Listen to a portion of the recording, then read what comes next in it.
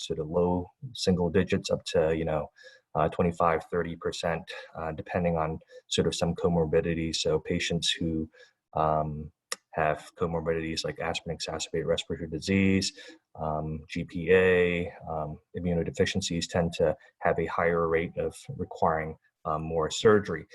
This is some large set data from California. So looking at over 60,000 endoscopic sinus surgeries over a period of about 6 years or so. And they noted that about 6 to 7% return for revision endoscopic sinus surgery. This is more common in patients with nasal polyps, and a significant number of the revision surgeries actually occurred within the first year of surgery, so about over 40% or so.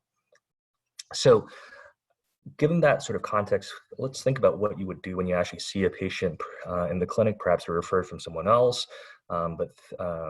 thinking about what you would do also in your own patients before surgery, if you are going to kind of treat a patient with chronic sinusitis, maximize the medical therapy, talked about surgery, and actually signing up for the initial primary endoscopic sinus surgery. So with initial surgery, you really want to think about, one, is the surgery indicated? Have you maximized the medical therapy? And then when you do undergo the surgery, think about really making sure you're utilizing good surgical technique, only addressing the sinuses that you feel are needed to be addressed, really taking time to be meticulous about trying to preserve mucosa, ensuring a complete dissection of any sinus you address. So if you're performing anastrostomy, making sure you take down the uncinate completely, taking down any ethmoid partitions, creating a wide opening to the sphenoid, etc., and dissecting out the frontal recess completely if you are going to perform a frontal sinus sodomy. Post-operatively, it's really important to kind of take care of the patient's postoperative cavity as well. So bringing the patient back, ensuring you do a good debridement, take down any scar bands to really minimize postoperative scarring and allow you a good look in there long term. And then maximizing the medical therapy, both perioperatively as well as postoperatively. So think about, do you need steroid irrigations? Do you need culture-directed antibiotics? Does the patient need oral steroids, etc.? There are a variety of things to think about when you think about sort of topical drug delivery, whether that's something straightforward like a nasal steroid spray, or perhaps compounded antibiotic or steroid irrigations, exhalational steroid devices, or drug-eluting stents in certain cases as well. In terms of data for use of topical antibiotics, it's interesting. This is actually something that I think a fair number of rhinologists and ENT docs use in patients with recalcitrant chronic sinusitis, but we really don't have great data for this as a whole. I think this was a paper from Greg Davis when I was at the University of Washington, looking at all patients with recalcitrant CRS who had evidence of purulence and sort of using culture-directed topical antibiotics. And there was a trend towards improvement in symptom severity and a significant improvement in the actual endoscopic appearance. But the symptom improvement didn't actually reach significance as a whole.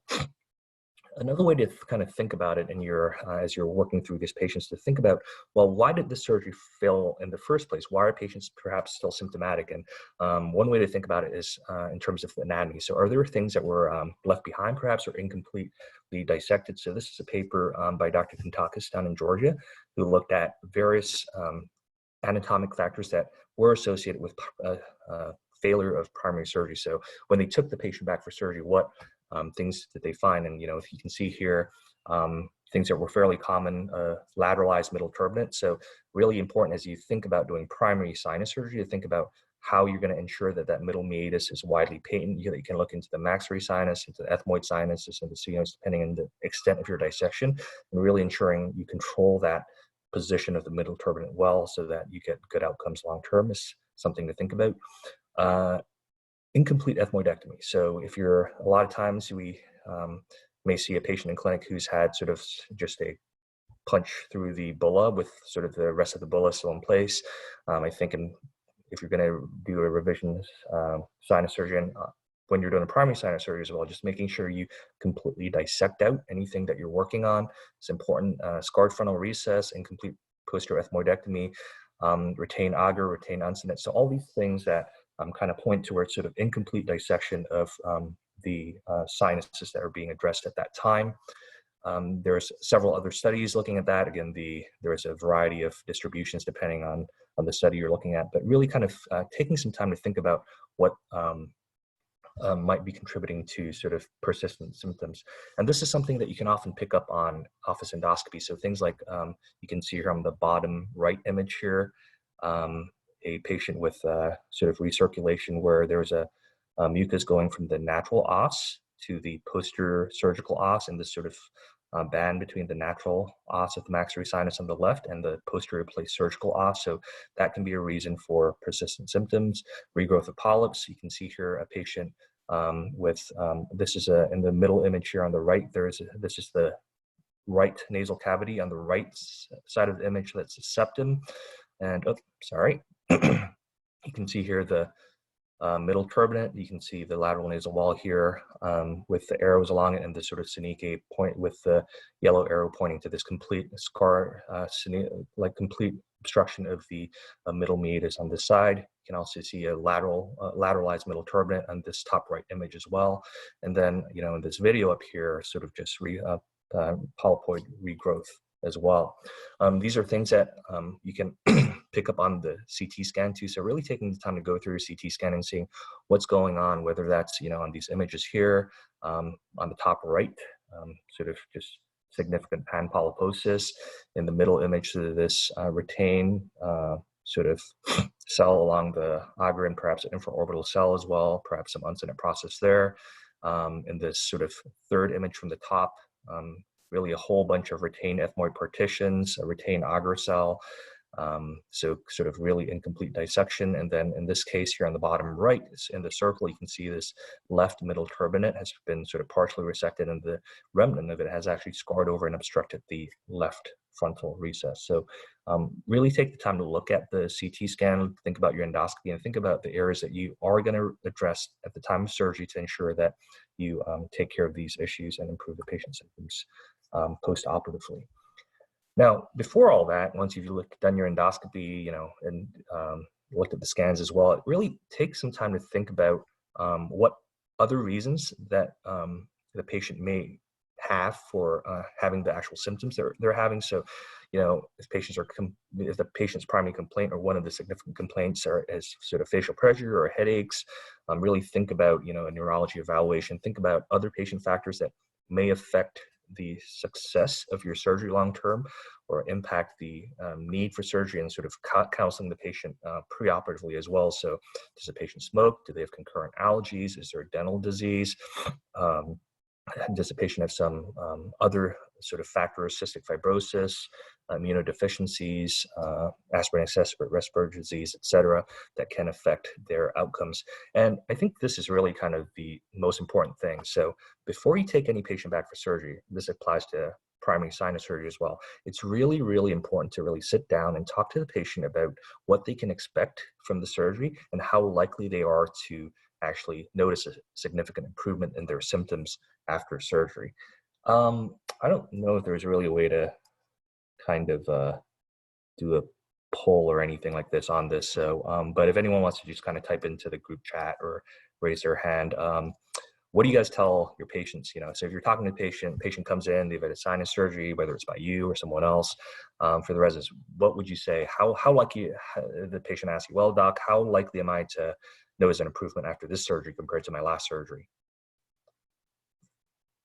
Or how much more improvement should I expect, or less improvement should I expect from this surgery versus my last surgery?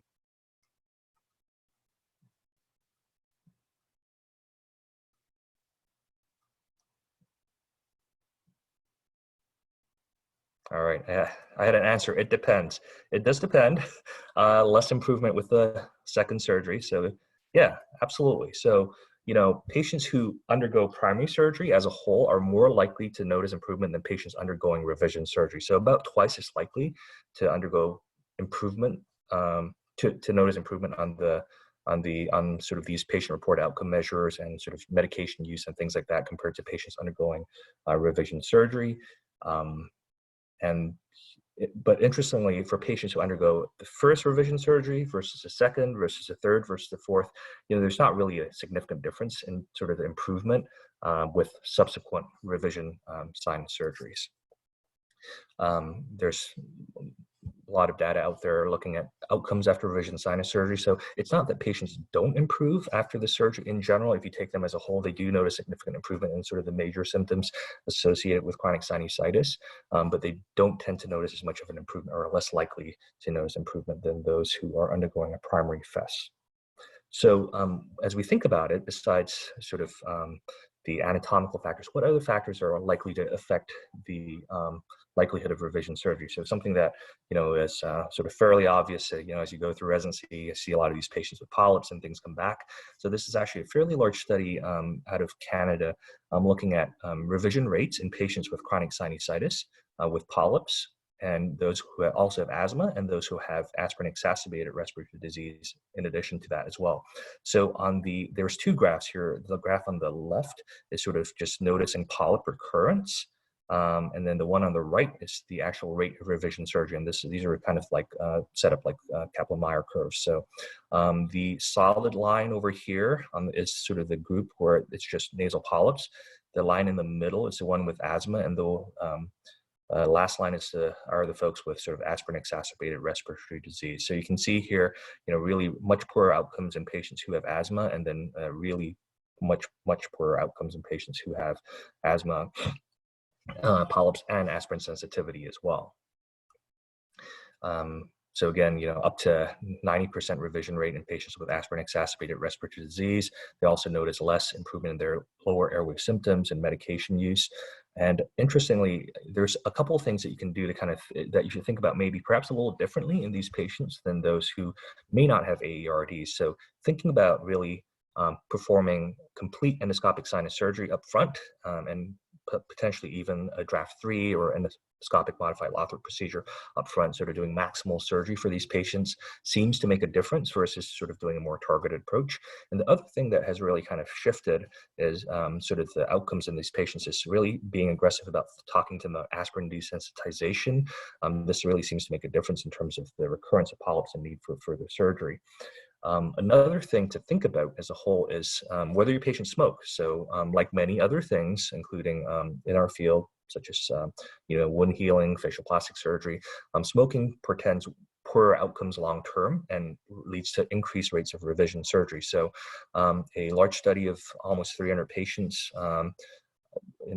looking at revision rates in patients with nasal polyps, patients who smoked, who had nasal polyps, needed a revision surgery almost a year and a half earlier as a group than those who did not smoke. And this has been sort of consistent across several other studies as well. Something else to think about as you're looking at your CT scans is how much osteitis is there. So, a lot of times when you're looking at these CT scans, you can see this image on the top right in the left sphenoid sinus. You can see all that osteitic bone around that. So it's interesting. The grade of osteitis is correlated with the number of revision surgeries, and the amount of osteitis seems to result in poorer outcomes after endoscopic sinus surgery. So something else to think about, and as you're counseling your patient, in terms of the outcomes, something else to kind of factor into there as you're talking to them as well. Now, once you've kind of talked to them, other things as you're looking on this, so this endoscopy here, you can see the patient has had this is the left nose, the middle turbinate has been almost completely resected. It's kind of scarred over. It's kind of hard to tell what partitions there are there. So, these altered landmarks can potentially lead to more risk of complications, but there are landmarks that are pretty well preserved regardless of how much surgery they've had, right? So a lot of times you still have that sort of arch from the top of the middle turbinate to the frontal process of the maxilla. The maxillary sinus roof is always there. The posterior wall of the maxillary sinus is always there in some fashion, depending on how much dissection you've done into the pterygopalatine fossa and infratemporal fossa. The lamina is usually there for the most part. The nasal septum is usually there, and then the choanal arch is always there. So think about how you can use some of these landmarks to guide you as you're doing revision sinus surgery. Another question that often comes up is how often you sacrifice the middle turbinate during revision endoscopic sinus surgery. Should we take it? Does taking it matter? And I think early on in the field, and definitely in training, we were always taught to kind of make sure we preserve it, almost skewed towards preserving it in the vast majority of cases. But I think studies have shown that lateralized middle turbinate occurs a fair amount of the time, so up to probably 1 in 5 cases, and the lateralized middle turbinate can sort of affect outcomes, in terms of needing a more rapid need for future surgery. They may not impact the immediate patient-reported outcome measures, but perhaps may be associated with a more rapid need for surgery. Interestingly, taking the middle term, it doesn't really seem to make a difference in their quality of life. So taking it doesn't seem to impact their patient-reported outcomes, but does seem to improve both the endoscopic exam and also the olfaction as a whole. That same paper looking at sort of smoking and patients with chronic sinusitis with polyps also noted that patients who have chronic sinusitis with polyps who had their middle terminates resected actually went longer before needing a revision sinus surgery as well. So just something to think about. Middle terminate resection also, this is a sort of a follow-up study from sort of a group of those patients and some others, but out of these 363 patients who underwent, who were included in this specific cohort, middle terminate resection resulted in greater improvement in their chronic sinusitis survey scores. And there was really, other studies have shown really no difference in immediate complications with or without middle terminate resection for patients who undergo endoscopic sinus surgery. One other question that often comes up is, well, you're taking out some of the normal structures. Does this actually increase the risk of developing empty nose syndrome or symptoms similar to empty nose syndrome? And at least based on some of these from this paper in 2018, it really doesn't seem to confer any additional risk to olfaction or any other symptoms consistent with empty nose syndrome. Another thing that often comes up is, well, when you're doing a revision sinus surgery, or if you're doing surgery in general, do you need to be addressing the septum or not, or can you get away with not doing it if they're not having nasal, specific complaints of sort of nasal obstruction? I think something that one of my mentors in fellowship kind of told me, and maybe I didn't appreciate that much at that time, was, if you're thinking about doing a septoplasty for access during sinus surgery, you should probably just go ahead and do it rather than kind of, screw around and trying to work around it, because it does help you visualize things better and do a better dissection, and also helps you to monitor the cavity long term. So there are multiple studies, one from Taiwan and one from Canada, looking at rates of revision surgery, and the rates of revision surgery were actually lower in patients who had a concurrent septoplasty when compared to those who just underwent endoscopic sinus surgery alone. And so this also seemed to improve. A separate study from also looked at actual outcomes, and in terms of patient-reported outcomes, and concurrent septoplasty led to a greater increase. This is a subset of patients from Indiana University that we're kind of collecting data on, but you can see here we have a similar trend, with patients as a whole, and the blue lines are kind of the sort of overall scores, and these are sort of domain scores, but trend towards decrease symptom scores with a septoplasty, and potentially even more decrease with concurrent valve repair as well. Although I think we really need to power a lot more patients to get collected to kind of figure out what's going on there. Another question that often comes up is, well, should we be using image guidance in revision endoscopic sinus surgery? So I don't know if this is necessarily standard of care, but it's something to really think about, and to ensure that you're addressing every partition that you think you are, and I think if you're doing a more expanded approach, considering that as well. I think a lot of the early studies on image-guided surgery, including a couple earlier sort of systematic reviews, meta-analysis, had sort of inconsistent results. And part of the reason for this is we're really looking for a really small difference, right? I mean, the risks of complications after endoscopic sinus surgery is not high to begin with. So you're looking at starting with a low baseline risk of complication, and you're looking for a small difference in that. So really, to power a study appropriately, you need tens of thousands of patients in each arm.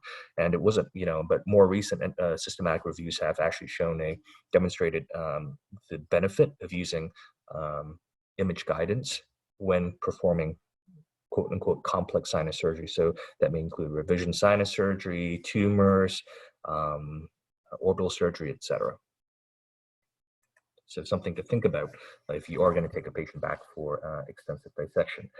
And the other thing is, when you take the patient back, how much surgery does the patient need, right? Like, what are we really addressing? I think there's definitely a school of thought that, if you're going to take a patient back, you should really consider what, is termed a full house fess. So open everything up, address the maxillaries, ethmoids, take down all the partitions, do a complete sphenoidectomy, address the frontal sinuses as well. And there are data that suggests that seems to make a difference. So patients who undergo full house fess, this is a paper looking, I think from Dr. Peter Wall's group, looking at patients who the failure rate, and it's actually a lot less likely that patients who undergo revision need another revision if they've having a full house fess. You see here in the bottom line on this table, so 4.7% versus some of these other studies with higher rates of revision. So something to think about if you're thinking about taking the patient back and really thinking about perhaps maximally addressing their sinuses at that point. Full house fess also, in that paper resulted in olfactory improvement as a whole. And then, as we mentioned before, thinking about perhaps in some patients with poorer outcomes, one of the earlier slides there showed poorer outcomes in patients perhaps with AERD, and patients with polyps, patients with cystic fibrosis. So thinking about maximal surgery earlier on may make sense in some of these patient groups as well. So let's talk a little bit about some specific surgical techniques that apply to each of the sinuses. And we'll kind of start with the maxillary sinus first. So I think in a lot of cases, you want to really think about, if you're taking a patient back, just think about why you're taking them back. And it's not only just addressing the obstruction, but perhaps trying to deliver medication. So if you are trying to improve the access for delivering medication, think about really creating a wide enterostomy. If you're doing a revision enterostomy, address any sort of anatomical issues, whether that's an unresected, incompletely resected, uncinate process, whether there's sort of that missed ostomy sequence that we talked about. You can see here this patient on the video, a patient has a posteriorly placed enterostomy, and as you kind of work your way forward, there's actually suction some of that out. There's actually a natural osseous a little further forward, and as you connect it to that, you're actually able to sort of pass a probe through through the natural os and kind of see that it's not actually connected to the surgical os, address any sort of retained infraorbital cells or any ethmoid cells. And sometimes it's really hard to tell where you are. So actually a nice technique that has kind of been described by several people, including Dr. Cassiano at Miami, is, in a patient who really has significant polypoid disease or just a completely scarred over maxillary sinus, think about entering away from structures you don't want to get into. So obviously the eye is something you don't want to get into when you're performing a maxillary enterostomy. So a safe way to do it is to kind of think about, and you can see here in this image from Dr. Cassiano's atlas here, entering low in the maxillary sinus, so kind of entering just above where the inferior turbinate is and as posteriorly as you can, and that way you're entering the maxillary sinus posterior and inferior. And then once you've kind of established where you are, you're in an air-containing space, kind of taking that sort of posterior fontanelle down and kind of bringing them back up towards the natural os, and then identifying the floor of the orbit, etc. In some cases, though, just a standard maxillary enterostomy may not be what the patient needs. So in patients who have a reason for impaired mucociliary function, patients with cystic fibrosis, patients who perhaps have just recalcitrant chronic sinusitis, you just can't clear it despite, doing a large maxillary enterostomy, and who've been treated with oral antibiotics, oral steroids, topical antibiotics, topical steroids, are still having symptoms. So think about maybe doing something more aggressive, like a mega enterostomy or modified needle maxillectomy. You can see here on this video, what you want to do is make sure on this image here, the two images here on the bottom, you can see highlighted is the portion that you're actually going to take out on that sagittal image. And what you're going to end up with is you're going to preserve the head of the inferior turbinate. In these cases, you don't want to transect the nasolacrimal duct. And you take down the entire floor, the entire medial wall down to the floor. You can raise a little mucosal flap and then keep the stump here. And that's what we're doing here in this video, where you basically kind of take that down, raise a little flap, take down the rest of that wall, and then drill that flush with the floor. And that gives you great access into that maxillary sinus. You're able to visualize this easily in the clinic, kind of debride out patients who have, kind of persistent crusting in there, patients who have cystic fibrosis, things like that. And you're also have much better delivery of medication into that cavity. And, this results in really good outcomes long-term, up to 3 or 4 years out as well. Moving on to the sphenoid sinus. So, this is sometimes hard to find in patients who have sort of distorted landmarks. So in that first case where everything's kind of scarred over and you really don't have good landmarks, so that might be tough. On the top right here, you see two images of what is more typical. So these two images up here are of a right-sided sinus cavity. And I'm not sure if you can see my mouse pointer here, but this is the superior turbinate. So we just, transect the bottom third, bottom half of that superior turbinate. And then as you follow that back, just medial to that attachment of that superior turbinate will be the natural os of the sphenoid sinus. Now, in some cases, that's not the case, right? So in this middle image here, you can kind of see, this patient on the right side as well, on the top right, top left of that image, that's where the orbit is. You can see a little bit of a hint of that maxillary enterostomy on the bottom left of that image. And you can see in the middle of that image going from like the middle to noon is really foreshore and transected middle turbinate. And you really can't tell where the sphenoid os is, but a really good landmark is sort of the height, it's sort of the roof of the maxillary sinus. So, and in terms of the depth, that kind of gives you a good landmark as well. So, in cases where you don't have good landmarks, that's a kind of good place to kind of start looking for it. And obviously, image-guided surgery may help as well. Interestingly, sometimes in patients who have undergone a quote-unquote primary sphenoidotomy, the initial surgery may not have actually addressed the sphenoid sinus. So this is a kind of interesting study out of Taiwan that looked at patients who underwent a sphenoidotomy with or without image guidance, and the success rate of identifying the sphenoid sinus is very high, 90+% with image guidance. But interestingly, the patients who underwent sphenoidotomy without image guidance, they were only successful in getting into the sphenoid sinus about 70% of the time. So just something to think about as you're thinking about that as well. As with primary sinus surgery, just make sure you're reviewing your CT scans, be aware of any sort of dehiscensis, especially since anatomy may be more distorted with a revision surgery. And then what you really want to end up doing is creating, if you are going to address that sinus, really trying to create a wide opening into that sphenoidotomy. So taking the bony sphenoid face flush to the skull base and flush to the orbital wall or orbital apex as well. And in some cases, that may be tough to do, right? You may have done that before and may have scarred down. So in this patient with, again, significant osteitis of the left sphenoid sinus, you can see here this image on the left, this axial cut through there. And in these cases, sometimes what you can end up doing actually is creating a wide opening, but actually raising a mini septal flap. So similar to septal flap you may raise for skull base reconstruction, just kind of tailoring a smaller flap as a whole. So this is a patient, this is on the patient's left side, image A, kind of injecting the along that sort of choanal arch, and then here using a angle blade to kind of make the cuts from sort of the roof of from the sphenoid os superiorly, and then inferiorly along sort of the top of the choanal arch, making your cut here. C through E are kind of making the cuts. F is where that flap is, dissecting that flap down, and then taking down the more of the floor of the more of the face of the sphenoid sinus down to the floor, and then you're able to address disease low in that sphenoid sinus. And then after that, tucking that flap into that cavity so you kind of avoid that sort of circumferential scarring. That actually heals up pretty well. This is a technique that you can use in a patient with a really bad sphenoid sinusitis.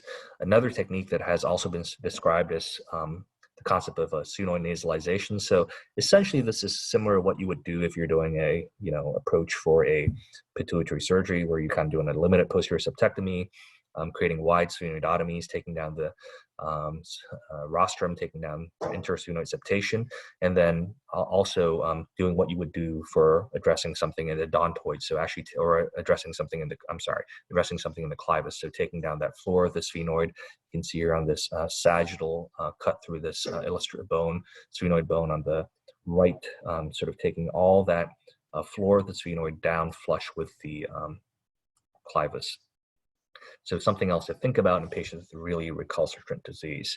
Moving on to the ethmoid sinus. So as we think about performing revision surgery in the ethmoid sinuses, just making sure you're removing all of the bony partitions. So you can see here that video on the On the bottom right, sort of taking all those partitions flush to the skull base, flush to the orbit, really trying to be as cognizant as you can about avoiding stripping any mucosa. And what you want to end up with at the end of the case is sort of this wide cavity that allows you to visualize things, gives less surface area for polyps to grow back, and gives you a nice open cavity so you can actually efficiently and effectively deliver topical medication into there. As you're performing this, just be aware that you want to preserve the basal lamella if you can, if you are preserving that middle turbinate, right? So, you can see here this top right image. The uncinate is in yellow, the bulla is in dark green, and then the middle turbinate has sort of been cut away here, and the most of it is in sort of this brown, and then you have this sort of teal thing here. And this portion here is what you want to remove, so that teal. And you want to preserve all the brown portion, because if you take that horizontal basal lamella, you're going to end up destabilizing that middle turbinate, and it's much more likely to lateralize and kind of obstruct that middle meatus. So keep that in mind as you're performing your ethmoidectomy as well. And then finally, moving on to the frontal sinus. So this is often a challenging area, whether that's in primary sinus surgery or in revision sinus surgery. And as we think about this, as with many other things, think about it in a stepwise fashion, right? So now, again, reviewing your CT scan preoperatively is important. Thinking about things that may be contributing. You can see here, some osteitis in the middle left image, a whole bunch of retained cells, the bulla, the auger, ethmoid partitions being retained, perhaps lateralized turbinates. And there's many things that can contribute to failure of frontal sinus surgery. So a lot of times there just may be a lot of inflammation within the sinus, polypoid degeneration. So one question is, have you made a large enough opening into that frontal sinus? Perhaps a draft 2A is not enough, and you need to think about doing something more extended like a draft 2B or draft 3. Has the frontal recess been completely dissected? The initial surgery involved complete removal of the auger, the bulla, were the residual frontal cells addressed as well? Was the middle turbinate in good position at the end of the case? So think about things like that as you're thinking about surgery. As I mentioned before, like many other things, think about surgery of the frontal sinus in a stepwise fashion. So you may not always need to go up the ladder. You sometimes going down the ladder to something more simple, maybe something to consider as well.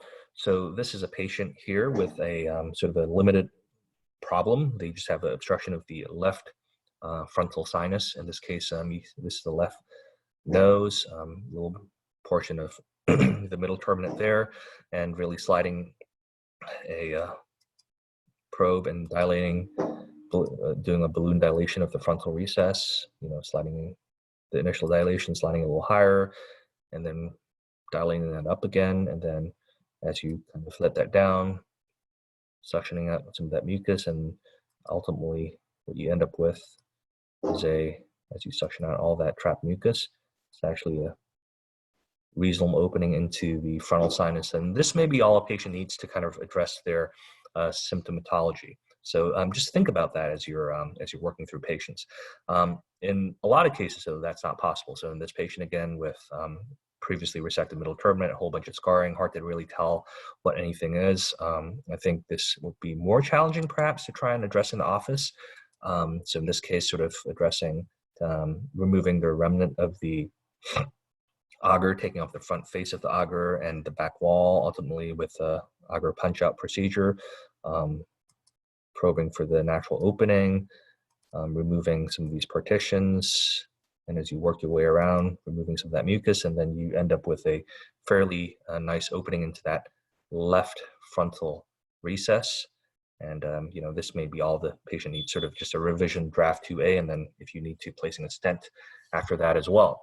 Now, sometimes just sort of uncapping the egg or removing that auger isn't really enough to address the frontal sinus anatomy. So in a lot of cases, there's actually multiple cells, right? So besides that auger anteriorly in the bulla, posteriorly, you can have super auger cells, super auger frontal cells, super bular cells. You can have super orbital ethmoid cells laterally, and then medially, you can have these sort of interfrontal sinus cells. So really taking the time to think about the surgery ahead of time, and thinking about your plan for addressing these cells is important if you're going to address the frontal sinus. So this is a patient who, again, on the left, these are actually images I borrowed from my partner, Dr. Illing, but you can see here the probe is in the auger up front, and then here we're taking down the medial wall of that auger. As we work our way around that, you actually think, okay, well, maybe am I in the frontal sinus there? But no, it looks like you're actually in a superauger or a superauger frontal or type 3 frontal cell.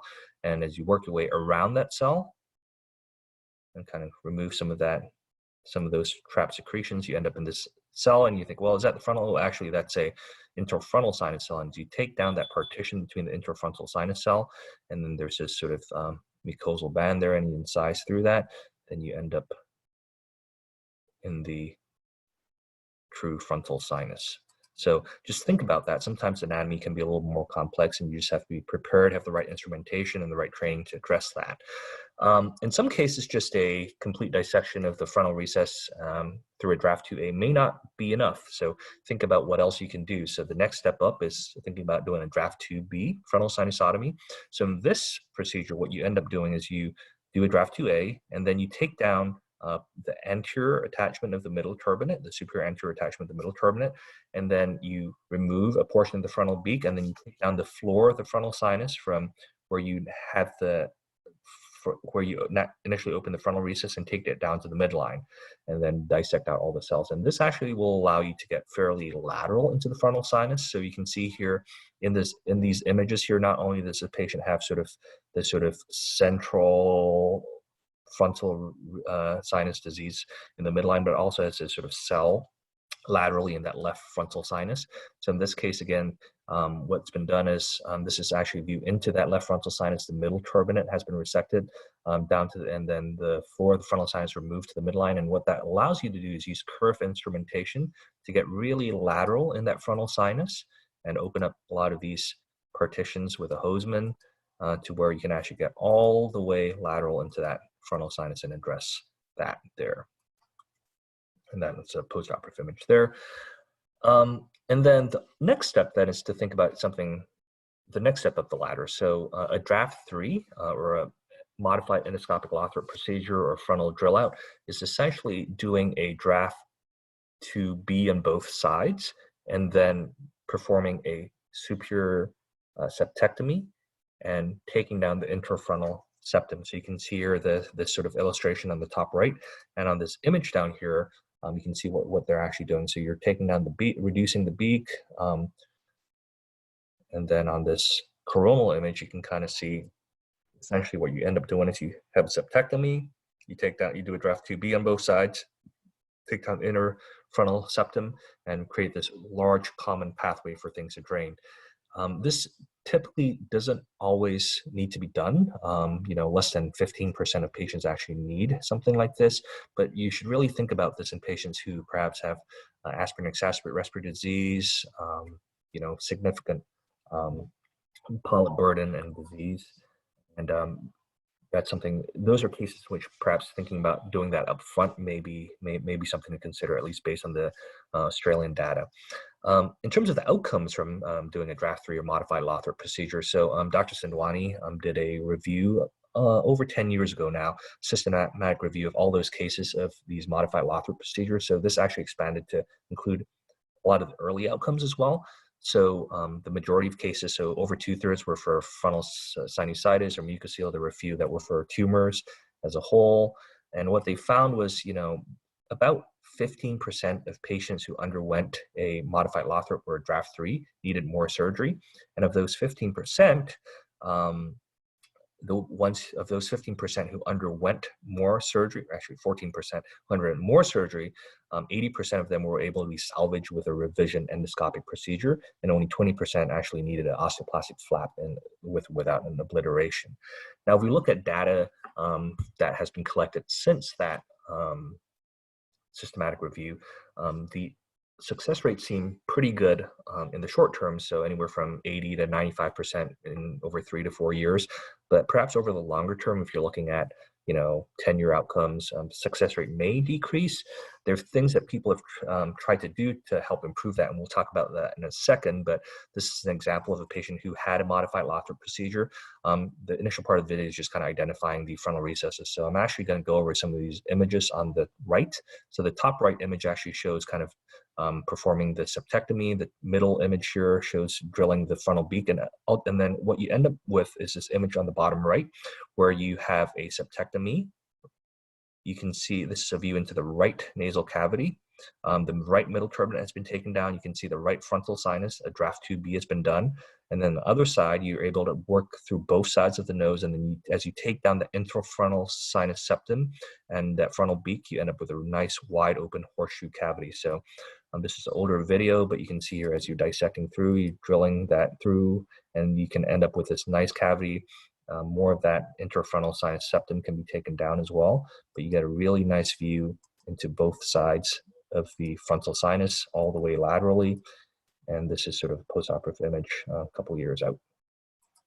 Now, as I was alluding to earlier, folks have tried various ways to try and improve the outcomes of this procedure. As you could see from the earlier video, there's actually a fair amount of exposed bone at the end of these surgeries. So one technique to try and minimize the amount of crusting and hopefully minimize the amount of sort of circumferential scarring is to actually use mucosal grafts. And there've been several papers out that have shown sort of really good outcomes over several years with the use of mucosal grafting. So a lot of times you can sort of harvest the graft from the septum, the site of the superior septectomy, since all that's coming out anyway. That's something easy to kind of take. You can see removing the mucosal graft on both sides. And then once you're done with the drill out with the draft there, you can kind of place those free grafts around the edges to kind of cover all that exposed bone, and then kind of stent that in place.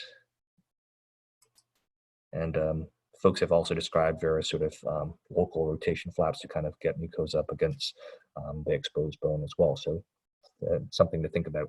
Now, both the draft 3 and the draft 2B are fairly sort of expanded procedures, and it's I think we're still trying to figure out as a specialty what the role of either one of these are. There's at least some data.